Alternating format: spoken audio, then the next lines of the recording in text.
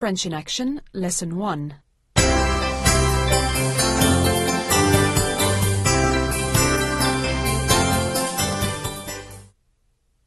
Welcome to French in Action. Before you enter the world of French language and culture, and meet French-speaking men and women whose activities are at the heart of this course, we would like to talk a little bit about how French and English are related. Then we want to tell you a few things about the course, how it is put together, how its different components, video, audio, and print, are related, and how you should proceed in order to make the best and most efficient use of each of them. Above all, we want to explain how to use the audio component you have just begun to listen to. As you listen to this audio version of Lesson 1, you may want to follow the printed text of Lesson 1 in your textbook, under the section entitled From French to English and Back, on page 1, where we discuss the relationship between the two languages. Different though they are, French and English actually have a great deal in common. In fact, you may be surprised by the amount of French you already speak. If you have ever said, "very chic," to a friend whose new clothes you admire, you were speaking French. If you have ever been on the receiving end of a barbed criticism and retorted with a gallant "touché," that too was French. How often have you wished a departing traveler "bon voyage"? With French, you always have le mot juste at the ready. Every aspect of English has felt the French influence. From soldiery, the word curfew, for example, comes from the French couvre-feu, to square dancing. Do-si-do is just the French expression dos-à-dos. Your native English is full of French words and expressions.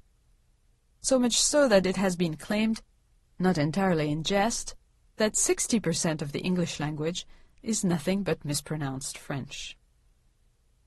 It is a fact that ever since the Norman conquest of Britain in 1066, which led to a fusion of an earlier form of English with an earlier form of French, the two languages have shared thousands of cognate words, such as curious and curieux, genius and génie, marriage and mariage, not to mention French and français. Some words even returned to French after having migrated to English. The French command form tenez, used to announce a serve in a ball game involving nets and rackets, appeared in English as tennis in the 15th century. The French repossessed the word in the early 1800s and have been enjoying le tennis ever since. Despite the many similarities, however, it can sometimes be difficult to recognize a French word that has been adopted by English.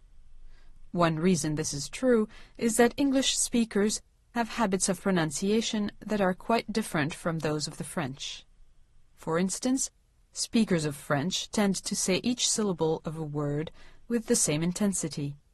Speakers of English, on the other hand, tend to stress one syllable, often the first one, and to skip over the others.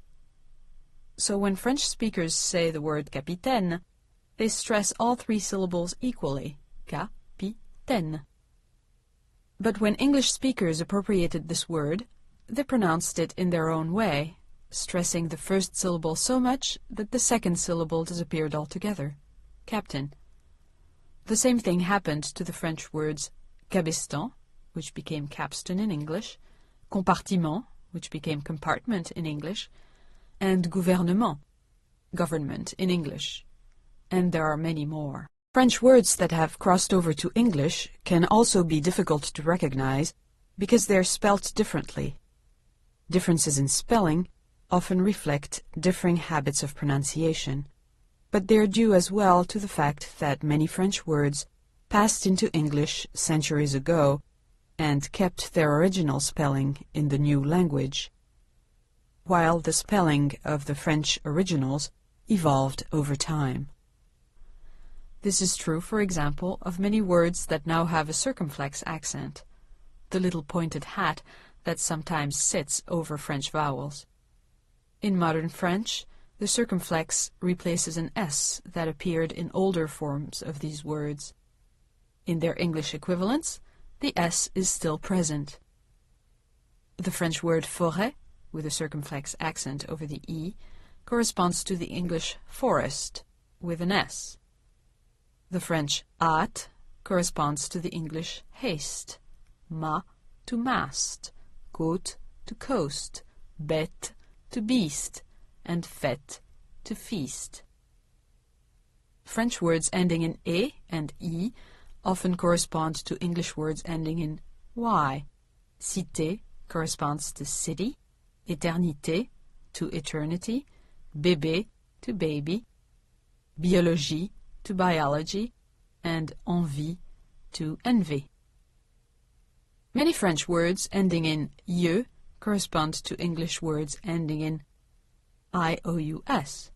Spacieux, spacious, envieux, envious, cérémonieux, ceremonious, curieux, curious, dangereux, dangerous. French words ending in ier often correspond to English words in er. Papier give the word paper in English. Numerous French words ending in e correspond to English words having no final e. Soupe, soup, classe, class, adresse, address, arabe, Arab, architecte, architect, artiste, artist, cabine, cabin, calme, calm, carotte, carrot, crabe, crab. There are other analogies. The French ending iel often corresponds to the English ending ial, artificiel, artificial, partiel, partial. An ending spelt AQUE in French corresponds to the English ending ACK, as in attaque, attack. The French ending AIT, pronounced E, often corresponds to English endings ACT or ECT, abstrait, abstract, parfait, perfect. The French feminine ending ICE corresponds to English ending ESS, as in actrice, actress. The ending AIRE, spelt AIRE, corresponds to the English ARY, such as in anniversaire, anniversary, ordinaire, ordinary, culinaire, culinary, contraire, contrary, élémentaire, elementary, or else to Aryan, such as in autoritaire, authoritarian. In French, the ending IQUE is often the English IC, fantastique, fantastic, exotique, exotic. RET at the end of a French word is often RETE in English, discret, discreet, concret, concrete. En, spelt ANT in French, will be ATING in English, fascinant, fascinating, or else just ING, amusant, amusing, intéressant, interesting. RE in French will often be ER in English, ordre, order, théâtre, theater. EUR, is often ER in English, boxeur, boxer, and sometimes OR, conducteur, conductor, erreur, error, couleur, color, horreur, horror, honneur, honor. Ment, MENT, often corresponds to the ending LY in English. Certainement, certainly, complètement, completely, essentiellement, essentially, évidemment, evidently, exactement, exactly, finalement, finally, généreusement, generously. The past participle et in French corresponds most of the time to ed in English. Décider, decided, équiper, equipped, fixer, fixed, forcer, forced. All in all, then, there are many thousands of French words that are similar to English words, and this will streamline to some extent the process of learning French. Unfortunately, however, the fact that a French and an English word are similar does not mean they are the same word. They aren't. Nor does it mean they refer to the same thing. They don't necessarily. When you come across a French word that sounds or looks like a word in English, you may for a moment entertain the possibility that the two are connected, and that the things they refer to have some feature in common. But beware. Although some English-French cognates do have essentially the same meaning, rapid and rapide, for instance, the resemblance of others may be quite distant, merely superficial, or even purely coincidental. In fact, the majority of French words that resemble English words differ in meaning. An injury is a wound, for instance, but une injure is an insult.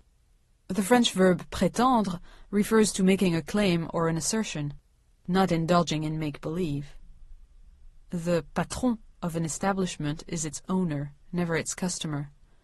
The verb demander is used to make a simple request, not issue an ultimatum. Your anniversaire falls on the date of your birth, not the date of your marriage, and so on and so forth. The result of all this is that you must not assume that a French word means the same thing as an English word because they happen to resemble each other. You may hypothesize very cautiously that there might be some relationship between their meanings, but you must then check your hypothesis by studying the context in which the word is being used. Only the context can give you a valid insight into the function of a word in a given situation. In this course, we will concentrate a great deal on the situations and contexts in which words appear.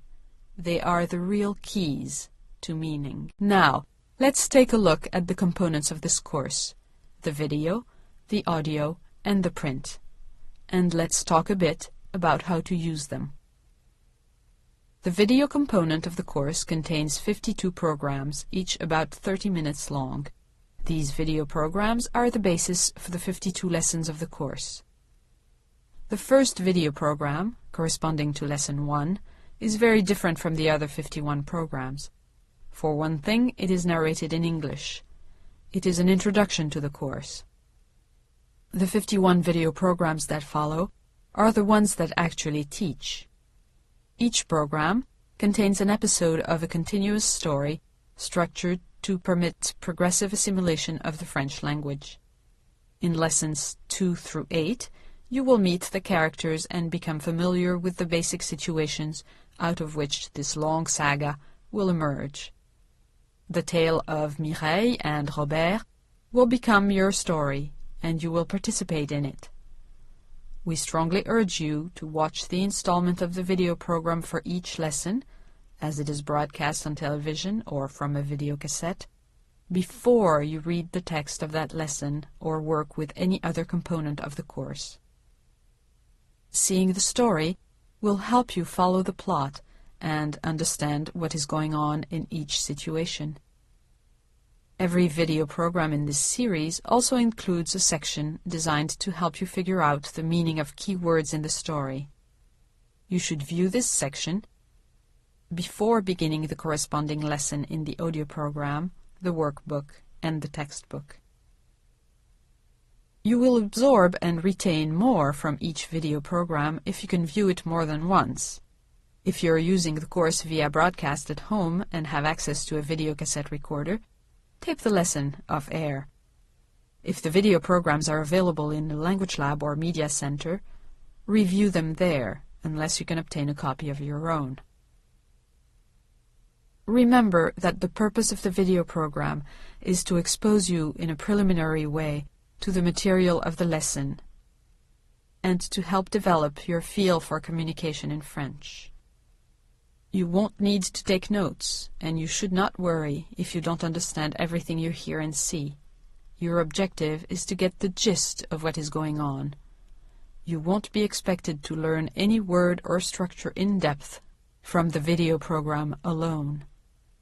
More extensive practice in understanding and using French will come later as you work with the audio program, the workbook, and finally the textbook. The next step after working with the video of a lesson will be to work with the first part of the audio program for that lesson. This will give you another opportunity to hear the dialogue as it is spoken on the soundtrack of the video by the characters in the story, recorded on location. You will also hear the same language recorded by other voices under the controlled conditions of a sound studio. You should listen, then when you hear this signal, repeat what you just heard. When you hear a question followed by this sound, you should answer. Note that the question can generally be answered using the very words you have just been repeating. In working with this part of the audio program, and with the remainder of the audio as well, you should make every effort to understand what you hear. It will help if, as you listen, you try to recall what you saw and heard on the video. Then you should make sure that when you repeat or answer, you respond aloud. This is a very important part of learning to communicate in French. Resist the natural temptation to respond mentally, or to answer under your breath, or to mumble. Get into the habit of saying everything distinctly, in a strong voice, as if you were talking back to a telephone answering machine, or speaking to someone halfway across the room. If it helps, try mimicking the voices you hear, as though you were making fun of them. Students are experts at making fun of their teachers, so here is your opportunity. Try to imitate what you hear as closely as possible, matching both the intonation, the general melody of the phrase or sentence, and the individual sounds, as well as the rhythm and the pace at which it is said by the French speaker. You will probably think that French speakers speak fast. Try to speak just as fast as they do. In most cases, you will find enough time to respond within the pauses left on the recording. If by chance you don't, and you're working individually, use the pause button on your playback machine to give yourself more time. All the activities featured on the audio cassette beyond the first part, the text workup, are keyed to numbered sections in your workbook. So, after you are through with the text workup, you should open your workbook and start working on the oral comprehension section and the other activities that follow. You will notice that the sections of your workbook, for which there is a corresponding recording in the audio program, are marked with a little set of headphones that appears to the left of the section number. Toward the beginning of each lesson, a couple of sections focus on problems of pronunciation. For example, sections 2.4 and 2.5 in Workbook Lesson 2. You will have seen most of the words and phrases used in these pronunciation sections. A few may be new to you. If so, don't worry too much about their meaning. That will become clear later. For the time being, concentrate on the way they sound. To pronounce accurately, it is essential that you first perceive the sounds correctly. Obviously, you won't be able to pronounce something well if you haven't heard it accurately. So first, concentrate on listening, on hearing the sounds.